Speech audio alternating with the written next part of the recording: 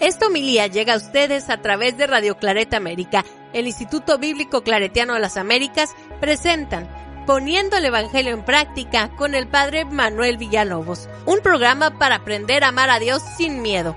Iniciamos. Muy buenos días, hermanos y hermanas que nos sintonizan a través de Radio Claret América. Somos la voz del continente, la voz que trae la buena noticia y también le trae la alegría del Evangelio con la finalidad de que todo mundo escuche la palabra que Dios tiene para cada persona. Y es precisamente esta palabra que nos convoca, y el Evangelio también hoy nos va a invitar a recuperar nuestra palabra, nuestra voz. Qué bonito es escuchar nuestra propia voz, nuestra propia palabra, porque nos conecta con la otra persona, nos hace parte de. Y lo contrario a no escuchar la palabra o no dejar escuchar nuestra palabra, es como si no existiéramos, ¿verdad? Y va a ser la finalidad del Evangelio, que va a ser para el día 5 de septiembre.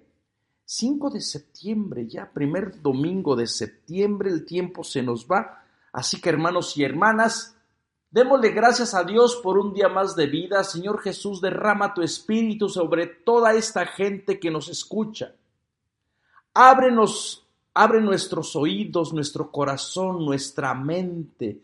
Vuelve otra vez a ungirnos con tu saliva liberadora, curativa, que nos haga sentir personas nuevas, para que también experimentando nuevamente tu palabra, la llevemos a todas las personas que aún necesitan sentir tu misericordia y tu amor. Todo esto te lo pedimos por Cristo nuestro Señor. Amén. El Evangelio está tomado de Marcos, va a ser del capítulo 7, del verso 31 al 37, y dice: Y de nuevo Jesús, saliendo de las fronteras de Tiro, llegó a través de Sidón al mar de Galilea, a través de las fronteras de la Decápolis. Y le llevaron un hombre que era sordo y tartamudo, y le suplicaban que le impusiera las manos. Y separándolo de la gente y a solas con él, le metió los dedos en los oídos y escupiendo tocó la lengua con saliva. Luego, levantando los ojos al cielo, suspiró y dijo: Efatá, que significa ábrete. Y al momento se le abrieron sus oídos, se le soltó la traba de la lengua y comenzó a hablar correctamente. Él les mandó que no se lo dijeran a nadie, pero cuando más insistía, más lo pregonaban. Y en el colmo de la admiración decían: todo lo ha hecho bien, hace oír a los sordos y hablar a los mudos. Palabra de Dios.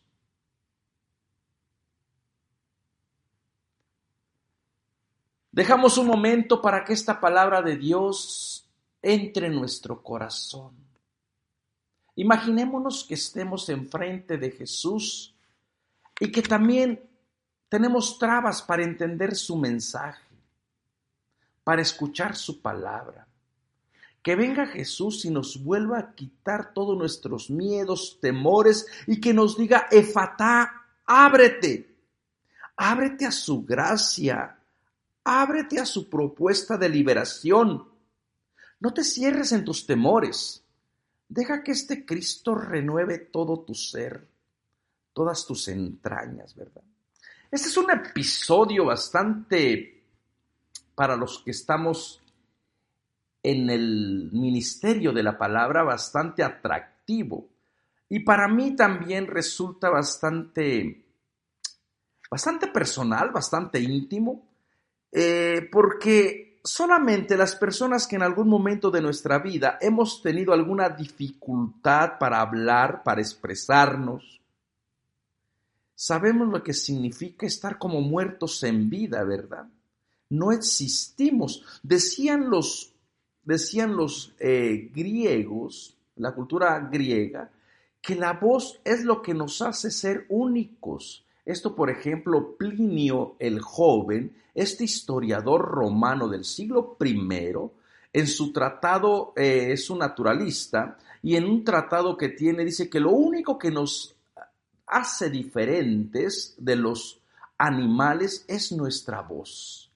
Y cada persona tiene su voz. Y así que el no tener voz es prácticamente como si no existiera, o el no escuchar la voz de la otra persona es como si uno no existiera, no está segregado, está marginado.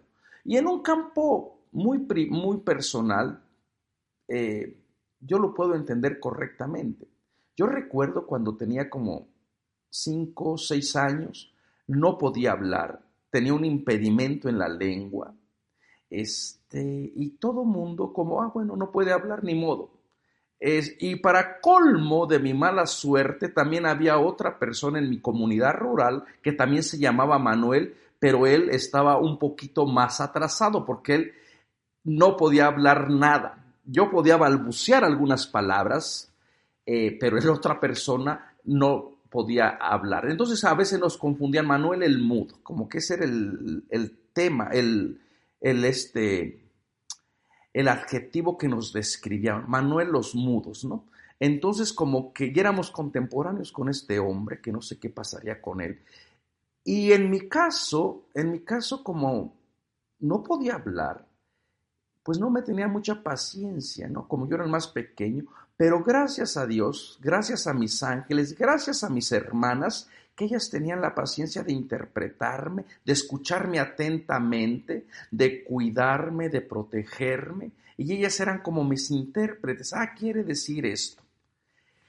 Y bueno, nunca me hubiera imaginado que yo una vez iba a estar haciendo uso de mi palabra para llevar este ministerio, pero esta experiencia todavía cuando uno la recuerda, como que tiene estos sentimientos de no pertenencia, de no poder comunicarte por tu propia voz, por tu propia palabra.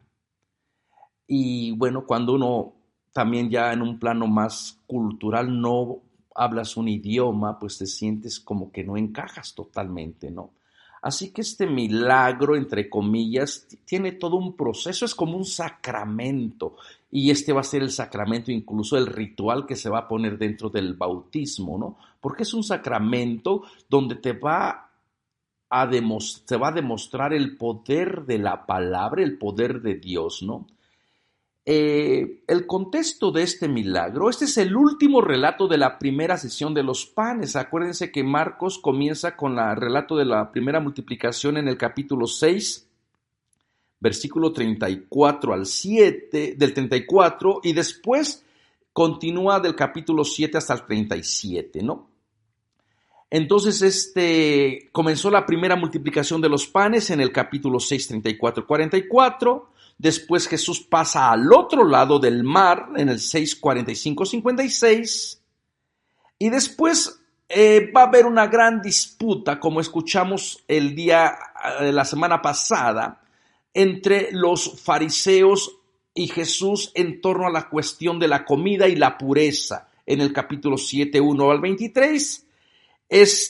Hasta después de ese, Jesús se marcha otra vez a la región de Tiro y de Sidón, y allí le sale una mujer que está enferma, que tiene todas las de perder, una mujer que tiene una hija que está enferma y que le suplica a Jesús que le cure a su hija, y Jesús le dice que no está bien quitarle el pan a los hijos y echárselo a los perros. Bueno, una actitud bastante fuerte, ¿verdad? Y también vemos cómo la mujer es una mujer de fe, una mujer que hace todo por alcanzar la curación de su hija. Y acepta el insulto, y después Jesús aprende y entiende que la misión es para todo mundo, y no solamente para los hijos, sino también para aquellos que son perros, aquellos que son bastardos, aquellos que no se merecen la gracia de Dios. La única mujer que le ha ganado un discurso público a Jesús, y Jesús reconoce, Jesús abre también su mente, su corazón, y en este milagro que vamos a escuchar el día de hoy, como que es una invitación para que todo mundo también se abra todo el mundo también entienda la misericordia de Dios, ¿no? Después de ese milagro o ese encuentro que Jesús tiene con la mujer sirofenicia y su hija enferma, viene este episodio que acabamos de escuchar. El episodio final que encierra toda esta primera parte de la multiplicación de los panes, ¿no? Entonces, hermanos y hermanas, la idea de estar sordo, fíjense, bueno, antes de entrar a este milagro o a describir la situación de esta persona, ¿qué simbolismo podrá tener? Yo creo que necesitamos centrar nuestra energía y nuestro entendimiento en el hecho de que no sabemos exactamente dónde se desarrolla este milagro, ni tampoco sabemos quién es la persona que recibe este milagro. Parece ser que puede ser judío o puede ser pagano, porque sabemos que se desarrolla en una región entre fronteras, ¿no? Si nosotros quisiéramos trazar en un mapa, dice que salió de la frontera de Tiro, llegó a través de Sidón al mar de Galilea, atravesó la frontera de la Decápolis. Casi que Jesús está haciendo un zigzag. Y uno puede decir, bueno, Marcos parece que no conoce la geografía muy bien. Pues a lo mejor Marcos conoce bien la geografía, pero le interesa mejor ver el sentido teológico de que los milagros o la gracia de Dios se desarrolla en frontera, en estas situaciones a veces tan ambivalentes y tan difíciles. Las fronteras no solamente geográficas, sino también las fronteras psicológicas, de los que pertenecen, de los que no pertenecen, de los que son legítimos, de los que son ilegítimos, de los que son legales, de los que son ilegales, de los que están enfermos, de los que no están, los que están sanos, de los que pueden comer, a los que no pueden comer. Bueno, todas estas imágenes que se van mezclando allí en el Evangelio. Y todo para decirnos que la gracia de Dios actúa en los lugares más inesperados. Si ustedes piensan que la gracia de Dios solamente actúa en el templo, haciendo rituales, o leyendo ciertas lecturas, o santificando cierto día, pues eso es limitar la gracia de Dios. Al contrario, mejor hay que decir que este Dios anda ocupado abriendo fronteras, yendo de un lado para otro, con una finalidad única y exclusiva de hacer que toda la gente escuche su palabra de una manera liberadora, de una manera que pueda trascender a recuperar su dignidad y pueda también glorificar a Dios por haber hecho el milagro posible, el milagro de la vida. Así que esta idea de Jesús de ir de un lado para otro y cruzando fronteras, no es que Marcos no conozca la geografía en torno al lago, sino más bien que Marcos tiene la finalidad de decir, para la persona que se va a incorporar al movimiento de Jesús, las fronteras no deberían de existir. Las fronteras son oportunidades de mostrar la gracia de que todo y todas las personas pueden escuchar salvación, pueden escuchar misericordia. Y ante el miedo a los migrantes, a la xenofobia que se está viendo hoy en día, yo creo que este evangelio celebra estos acontecimientos de vida en la frontera. Abre tu frontera intelectual, psicológica. No tengas miedo a abrazar a la otra persona. No tengas miedo a encerrarte en tus temores. No te aísles en tus propios pensamientos, en tus propias palabras. Ábrete y vas a descubrir que la nueva creación se está realizando con otra gente, en otros contextos y con una misión clara y específica. Que toda la humanidad sienta el amor de Dios. Así que yo creo que, hermanos y hermanas, deberíamos de abrirnos a nuestro pensamiento. Y qué difícil es esta idea.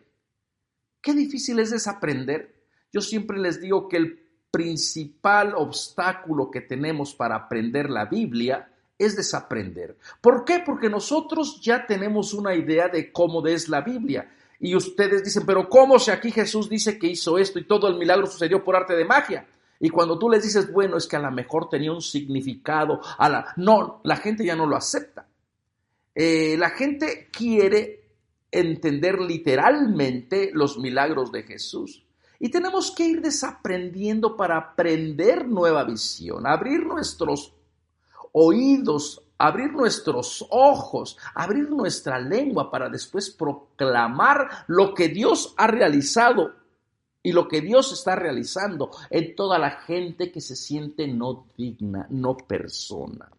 Y entonces en esta idea parece ser que viene la idea de la Decápolis, las 10 ciudades. Le llevan a un hombre. ¿Quién le lleva? Este es el centro de toda una comunidad que se organiza y han descubierto en Jesús como fuente de vida. Entonces tenemos a una comunidad organizada, a una comunidad que se preocupa por el bienestar de un miembro de la comunidad. En un sentido teológico, mientras una persona sufra, mientras una persona no sea persona, porque no puede hablar o porque se le ha denigrado, se le ha deshumanizado, aquella comunidad está incompleta. Fíjense el sentido de comunidad tan fuerte que se puede tener, ¿no?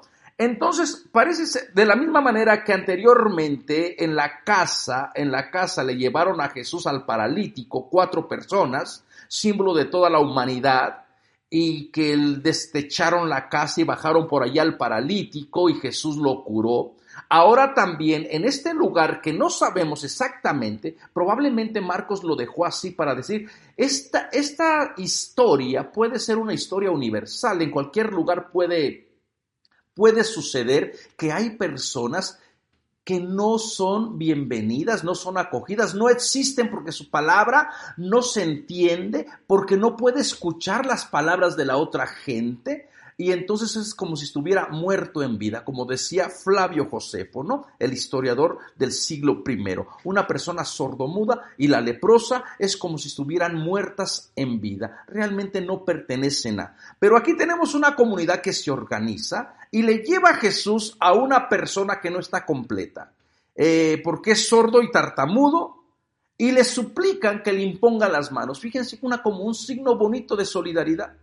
Jesús ya ha impuesto las manos a los niños, la mano tiene poder de bendecir, la mano se transmite el espíritu, se transmite la vida, y entonces ya están viendo a Jesús como una persona que es capaz de poner, de hacer todo nuevo. Y la pregunta sería, ¿y quién o qué situación puso a la persona en este estado de no escuchar y de no entender o de estar cerrados en, o a quién podrá representar?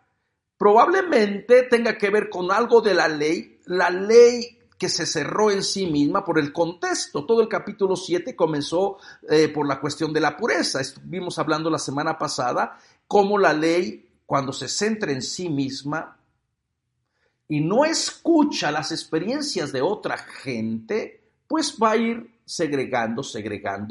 Y bueno, si nos vamos a los libros del Deuteronomio y de Levíticos, justamente estas personas no serían consideradas aptas o bienvenidas para acercarse a la casa del Señor, ¿no? Por el impedimento de no poder hablar, de ser tartamudo, y el impedimento de no poder escuchar. Entonces, como que la ley puede ser la que esté detrás, la ley de pureza que ha enfermado, que ha catalogado, que ha estigmatizado a una persona para decirle, tú realmente no tienes derecho a existir por esta condición física que tienes.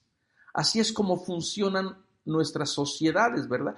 Con la persona que es diferente le ponemos todos nuestros miedos, todos nuestros temores, descargamos en la gente que no tiene todas las habilidades, y a veces, en vez de ser personas compasivas, solidarias, y preguntarnos qué podemos hacer para que esta persona recupere la facultad de escuchar, la facultad de hablar, descargamos nuestros miedos y nuestros temores y les comenzamos a decir mudos. Manuel el mudo, ¿verdad? Todavía sí resuenan esas palabras por allí. Bueno, entonces, hermanos y hermanas, es una comunidad que está organizada.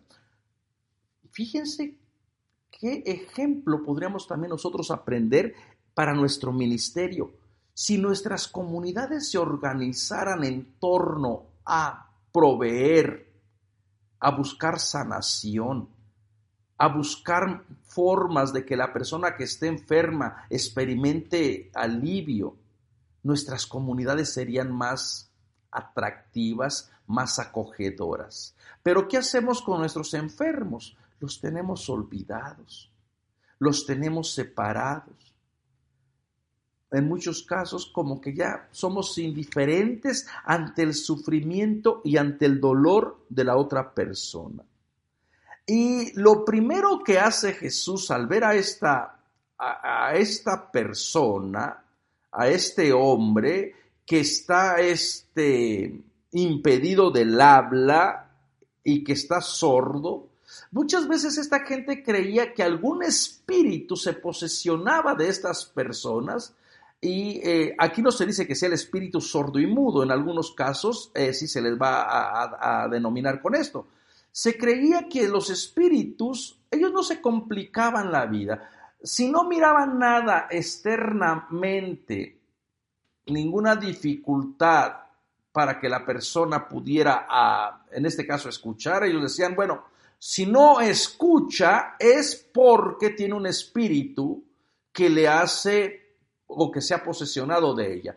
Si ellos ven exteriormente que tiene el oído bueno o el ojo sano, pero está ciego o está sordo, ellos dicen seguramente que un espíritu lo tiene poseído. Y seguramente que ese espíritu lo tiene poseído porque a lo mejor cometió algún pecado. Entonces, es así como ellos entendían la medicina. En un sentido entonces más profundo, Marcos parece ser que va a invitar a la comunidad a cambiar esa idea de enfermedad y decir, no, aquí el espíritu inmundo o sordomudo no tiene nada que ver. Aquí tenemos un caso de una persona que ha sido víctima de un sistema, de una ley que es injusta, de una ley que lo tiene prácticamente en el borde de la muerte. Entonces, es necesario que desaprenda toda esa ley. Es necesario que desaprenda y que rechace o se distancie o se separe de esa manera de entender la medicina, de entender a Dios, de entender la ley, para que pueda entrar en un proceso diferente. En algún momento yo les he comentado que todos los milagros que aparecen en el Evangelio de Marcos, y me atrevería a decir en los otros evangelios, no suceden por arte de magia, se requiere de personas, se requiere de tener fe, se requiere de que esta fe se ponga en práctica, se requiere prácticamente de que se le arranque a Jesús el milagro. Primeramente, ¿qué es lo que tiene que hacer la comunidad? Observa que hay una persona que está enferma. Y es una comunidad solidaria que la toma, la lleva ante Jesús. Vean todo lo que tiene que hacer la comunidad. Le imploran a Jesús que haga algo. No puede haber vida si no hay una comunidad que sea solidaria. Y Jesús después se lo lleva aparte, otro momento. Hermano y hermana, si tú estás esperando que el milagro te caiga por arte de magia, pues te vas a quedar esperando. Tienes que hacer algo, tienes que moverte, tienes que caminar en fe, tienes que cuidarte. Si te dicen que estás enferma, si te dicen que estás en una situación delicada, pues tienes que cuidarte, comer bien, hacer ejercicio. Y no estés esperando que si con la fe de Dios, Dios me va a sanar. Dios te va a sanar, Dios quiere todo lo mejor para ti, pero Dios también te invita a que pongas lo que esté de tu parte, que le ganes el milagro, porque de lo contrario nos vamos a sentir muy mal cuando no experimentemos esta sanación. Esta sanación tiene procesos. Bueno, Jesús se lo lleva aparte porque es ahora, cuando se lo lleva aparte, a solas con él, vean este simbolismo, se lo lleva aparte, lo separa de la comunidad. Esta persona literalmente ha estado separada de la comunidad. Pero ahora Jesús lo separa otra vez de la comunidad con un propósito no de mantenerlo en el silencio, en el anonimato. Y uno se podría a pensar en un plano teológico. Probablemente este es el momento donde esta persona también tiene que encontrarse consigo misma. No sabemos qué pasó en ese momento solamente entre Cristo, entre Jesús y la persona enferma, entre la persona sordomuda. No sabemos qué se dijeron, qué se comentaron. ¿Será este encuentro profundo el que va a motivar el deseo de esta gente para poder o para querer ser curada? Porque la gente también puede, fíjense que a veces hay gente que goza estando enferma. Y les voy a decir cómo es que yo lo entiendo, ¿verdad? Hay personas que a veces no se quieren curar porque han encontrado la manera de victimizarse, de decir es que yo tengo esto, yo tengo lo otro, yo tengo esta enfermedad y pobre de mí. No te dicen pobre de mí, pero casi que eso es lo que esperan de la otra gente. Y uno se pregunta, ¿realmente esta persona quiere curarse? ¿Realmente esta persona quiere sanar? ¿O mejor prefiere estar enferma para que todo el mundo le tenga una lástima? Para que todo el mundo le diga, ay, pobrecita, tú llevas en tu cuerpo la cruz de Cristo. Pobrecita de ti, ¿cómo sufres? Hermanos y hermanas, aquí estamos ante un hecho fundamental y trascendente. Dios quiere que tú estés sano. Dios quiere que tú experimentes salud, pero tú tienes que buscar esta salud también emocional. No te puedes resistir o no te puedes conformar a decir, no, es que yo estoy sorda, es que yo estoy muda, es que yo tengo esta enfermedad y es que yo padezco de esto otro. Y le sacas una lista como si fuera el boticario. No podemos nosotros jugar la víctima. Basta de jugar la víctima. Tú puedes decir, yo estoy enferma, pero yo no quiero estar así y yo voy a hacer lo posible, lo que esté en mis manos, lo que esté en mi persona para salir de esta situación. Que me dicen no comer esto, no lo voy a comer. Que me dicen hacer ejercicio. Y el ejercicio es maravilloso. Hay muchas cosas que a mí no me gustan para tener salud, para tener mi estado de glucosa controlado. A mí no me gusta levantarme temprano, pero ahora me tengo que levantar temprano, tengo que ir al gimnasio, que para mí es una pérdida de tiempo, pero ahí estoy. Pero esto me da salud. Si estoy esperando que venga Dios y me diga, ahí te va yo te voy a sanar desde acá, pues me voy a quedar todo frustrado porque así Dios no trabaja. Dios quiere lo mejor para ti. Dios quiere lo mejor para mí, pero Dios quiere que uno ponga, camine, se separe, reaprenda y vuelva otra vez a escuchar a Dios con otra enseñanza. Vuelva otra vez a abrir su corazón, su mente, sus oídos para experimentar otra vez una sanación diferente. Y esto es lo que a veces la gente no quiere hacer. La gente quiere que le caiga el milagro por arte de magia. La gente quisiera escuchar que acá hay un santo milagroso o una virgen que llora y que les va con solo tocarle, todas sus enfermedades se les van a ir. Esto no existe, esto no es cierto.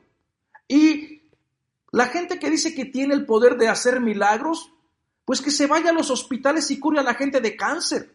A ver si es cierto. No se dejen engañar, hermanos y hermanas. Los milagros no suceden así como por arte de magia. La persona que cree que tiene es milagrosa. Pues váyase al hospital y allí cure a todos los enfermos de cáncer, a todos los que están en etapas terminales. Y no es que dude, no. Es entender la fe de una manera madura, de una manera real. Y no estar chantajeando a la gente y prometiéndole un falso evangelio para decir, ten fe y Dios te va a curar. No es cierto. Dios quiere para ti que estés sano, que estés bien, pero también te exige que entres en el proceso de estar abierto, de estar prácticamente disponible a. Entonces, esta persona sorda, muda, se deja conducir, vence sus miedos. Imagínense, entonces tenemos una comunidad solidaria. Nuevamente se deja conducir por Jesús a un lugar que no sabemos dónde y no sabemos qué Jesús le dijo. Lo confrontaría con sus miedos, con sus temores, pero sí sabemos los gestos que Jesús hizo. Dice, metió los dedos en los oídos y escupiendo tocó la lengua con saliva. Esto de meter los dedos en los oídos es como si la persona se está dejando como si fuera materia y decir, hazme nuevamente. He oído mal. Si he escuchado que gente como yo no merece acercarse al Dios, he escuchado en mi interior, estamos hablando de niveles de simbolismo, pues si está sorda, físicamente no va a escuchar nada.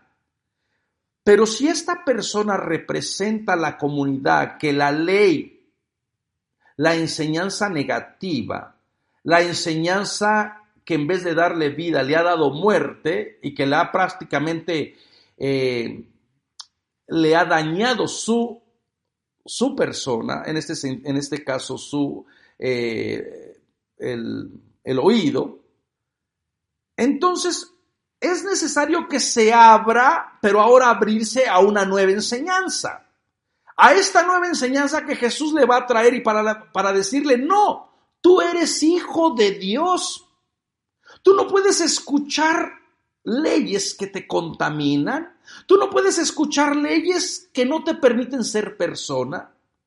Y aquí necesitamos en este primer momento también nosotros a decir, ¿qué hemos escuchado? ¿Qué enseñanza se nos ha dado? ¿Qué evangelización hemos recibido? Y si ha sido una enseñanza, una palabra que en vez de darnos vida, nos da muerte, nos hace sentir miserables, nos hace sentir pecadores, nos hace sentir que no pertenecemos o que no merecemos la gracia de Dios, pues esas enseñanzas tienen que morir.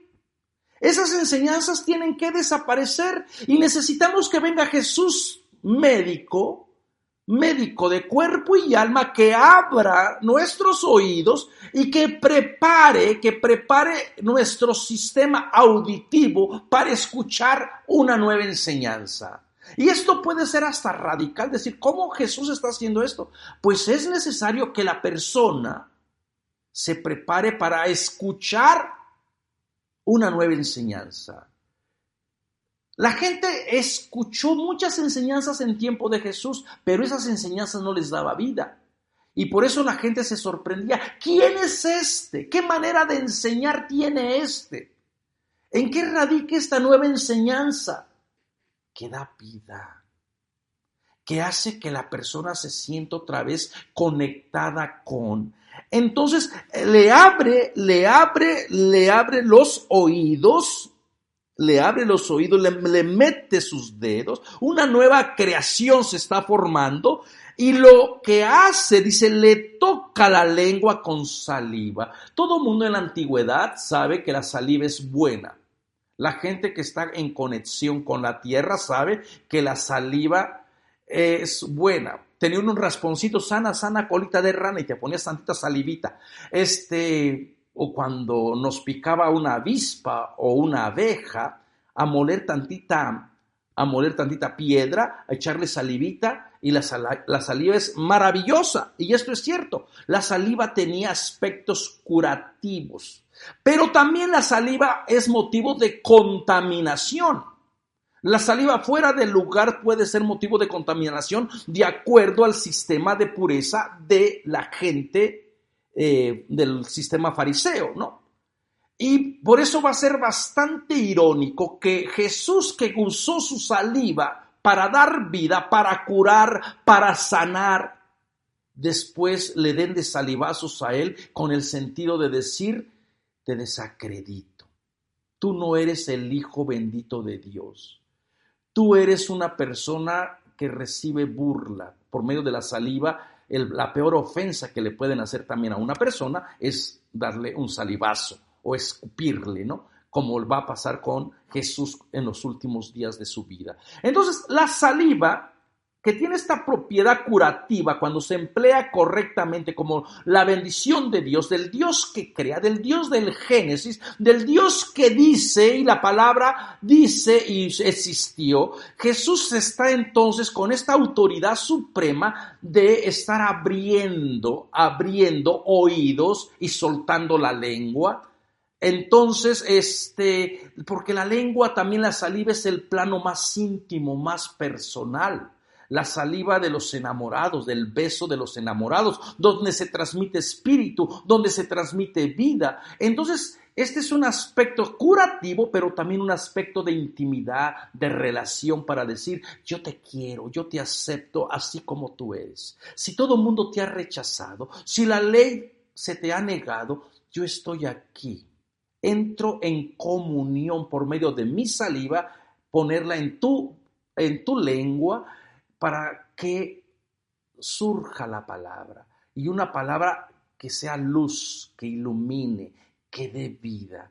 Esto es lo que hace Jesús. Vean cómo va el proceso de esta sanación, va tomando diferentes momentos, diferentes situaciones. Así es Jesús con nuestra vida, hermanos y hermanas. Jesús es un Dios de intimidad, de relación. Por eso es que tenemos que desaprender a ese Jesús que está separado, a ese Jesús que siempre está enojado, a ese Jesús que pues solamente lo tenemos presente en nuestra mente, pero nunca lo hemos experimentado como nuestro amor, como alguien personal, como alguien íntimo. Entonces la saliva también juega con esta idea muy personal, ¿no?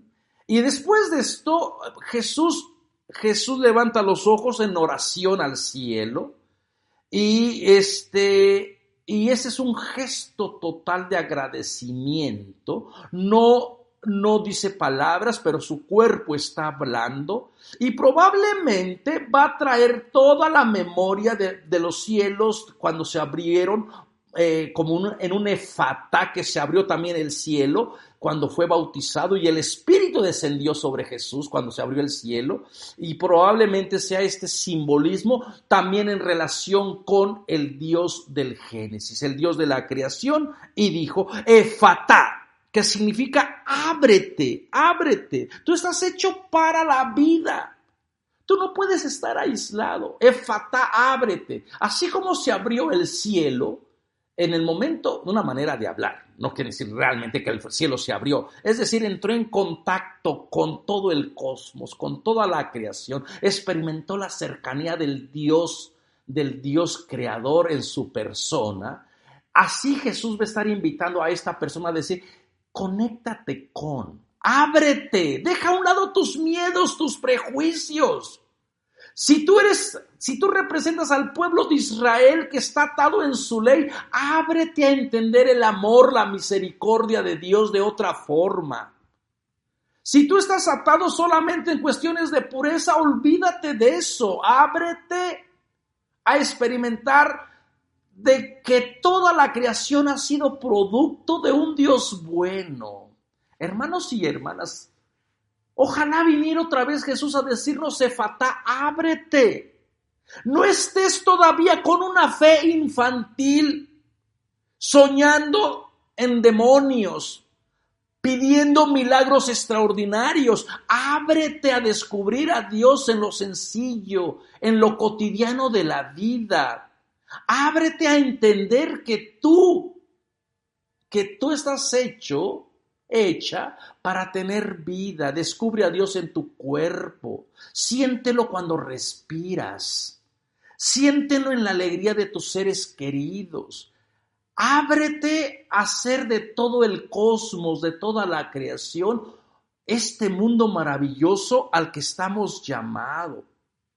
No estés solamente atado en el sistema litúrgico de sacramentos, de lugares o de días específicos. Haz que esta presencia de Dios sea prácticamente algo que experimentes día con día. Ábrete a otra interpretación. No tengas miedo. Si te vienen a decir que tus creencias o lo que tú pensabas no es así como tú lo creías, déjalas a un lado si te da vida. Ahora, si tú quieres seguir con lo mismo y si ahí encuentras vida, pues bendito sea Dios. Ábrete a entender que Dios tiene muchos caminos, muchas maneras de expresarse, muchas maneras de sentirse que a veces no comprendemos, que no entendemos, porque primero queremos hacer a Dios a nuestra manera. Entonces el ábrete es muy similar al hágase del Génesis. Si Dios en el libro del Génesis dijo hágase y hubo y separó y llegó la luz, aquí también es Jesús que está haciendo una nueva creación. Ábrete. Y al momento se le abrieron sus oídos. La palabra creadora de Jesús tiene poder. Cumple lo que dice. Por eso que las palabras son importantes. Nuestras palabras, una vez que salen de nuestra boca, tienen este poder, ya sea de dar vida o de dar muerte. Por eso es que tenemos que ser cuidadosos en la manera de usar nuestro lenguaje, nuestras enseñanzas. Y toda la vida hemos escuchado enseñanzas que dan muerte, que te hacen sentir malo.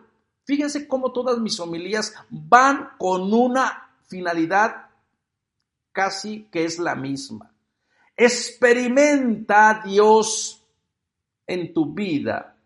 Acéptalo no como a un Dios que castiga, que condena, sino como a un Dios que es tu amigo, que es tu amiga, un Dios que puede caminar contigo, que te da salud. Entiéndelo de esta manera.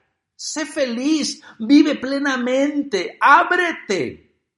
No te quedes estancado en tu pasado, en que yo tengo esto, en que yo hacía lo otro. Ábrete a nuevas posibilidades. Deja que este Espíritu de Dios te transforme. Deja que este Espíritu de Dios haga cosas maravillosas contigo. Ábrete. No te quedes pensando, no lo merezco, no soy digno, yo merezco que me condenen, yo merezco hacer penitencia. Ábrete a la gracia de Dios. Ábrete. Este es un mandato de Jesús. Ábrete, efatá. Y entonces, fíjense, se soltó la traba de la lengua y comenzó a hablar correctamente. ¿Qué comenzó a hablar correctamente? Comenzó a entender al Dios del amor, al Dios que quiere salud, al Dios que quiere vida. Abandonó sus ideas de la ley, sus ideas de Dios, del Dios que le mandaba castigos, que le mandaba pruebas, del Dios que lo tenía controlado con un espíritu sordomudo. Y hablar correctamente es caminar delante de Dios, experimentar su amor, escuchar nuevamente que Dios no es el enemigo de la humanidad, que Dios es el primero que está enamorado de toda la creación. Eso es escuchar nuevamente a Dios. Efatá, ábrete, ábrete al Espíritu de Dios que te va a hacer persona nueva, que te va a transformar para que experimentes la misericordia, la compasión de Dios. Y bueno, viene ya de que él se lo mandó que no le dijeran a nadie, se llama el secreto mesiánico. Pero cuanto más insistía, más lo pregonaba. ¿Cómo poder callar una experiencia si antes la persona estaba muerta en vida y ahora vive y ahora sabe quién es Jesús y ahora entiende que Dios no está solamente en la ley y ahora entiende de que este Dios es un Dios de marginados, de pobres, de hambrientos, de excluidos, de miserables, de gente sin tierra, y ahora entiende de que este Dios ya no habita en sistemas de pureza, que este Dios está en el corazón de la persona que lo busca. ¿Cómo callar esa verdad? ¿Cómo callar ese misterio de que el Dios grande se hace pequeño, se hace vulnerable en los que no hablan, en los que están sordos, en los leprosos, en las mujeres? ¿Cómo callar que Dios, después de todo, es un Dios enamorado de la vida? Y entonces esto es lo que la persona, una vez que ha entendido a este Dios, se va a convertir en el primer discípulo, en el primer misionero y va a andar pregonando como un misionero, pregonando lo que Dios ha hecho en su persona y lo que Dios está realizando por medio de Jesús. Y toda la gente dice, efectivamente, Jesús lo hace todo bien. Hace oír a los sordos y hablar a los mudos. Ábrete, hermano y hermana. Yo sé que muchas personas están encerradas en su manera de entender a Dios, en su manera de entender las Escrituras. Y cuando uno predica, el domingo pasado precisamente, predicando de la misericordia de Dios, de la comida de Dios, del pan de vida de Dios, la gente todavía, no importa cómo tú les digas que nos acercamos a la mesa de Dios por la misericordia, por la gracia, y de que nosotros no somos dueños de la mesa, y que nosotros no podemos controlar quién come y quién no come, quién comulga y quién no comulga. No importa cómo se los explique, la gente después dice, Padre, no se le olvide también que Dios es justo y también Dios castiga. Y uno dice, bueno, con la gente que no quiere abrirse, no hay manera de abrirse. Pero con la gente que está dispuesta, efatá, ábrete. Hermano y hermana, no tengas miedo a abrazar esta manera de entender a Dios. Ten la certeza que a lo mejor si abres tu corazón, tu mente, tus oídos, todo tu ser a experimentar la gracia de Dios, vas a aprender a vivir como Dios quiere, a predicar lo que Dios quiere, a hablar correctamente los caminos del Señor. Así que, hermano y hermana, ábrete, efatá, amén. Recuerden que estamos ofreciendo un curso de los evangelios apócrifos. Entren a nuestra página de www.ibicla.org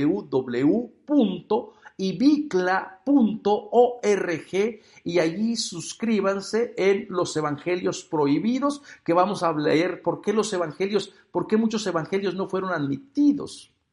¿Por qué muchos evangelios fueron censurados? ¿Te gustaría saber qué contienen estos evangelios? Pues anótate al curso y ayúdanos también a que este ministerio llegue a más gente. Por ahí le estamos pidiendo una donación simbólica. Si ustedes quieren donar a lo mejor $1, $5, $2, lo pueden hacer, hermanos y hermanas. Recuerden que este ministerio no es para lucrar. Este ministerio solamente tiene la intención de abrir corazones, de acercarlos a la experiencia del Dios de Jesús, del Dios que es compasivo y del Dios que es misericordioso. Nos vemos la próxima semana y que Dios les cuide, que Dios les bendiga. Los invitamos a escuchar más programas de crecimiento espiritual y emocional en radioclaretamerica.com y a seguir en YouTube a la Escuela Bíblica Claretiana de las Américas. Visite ibicla.org.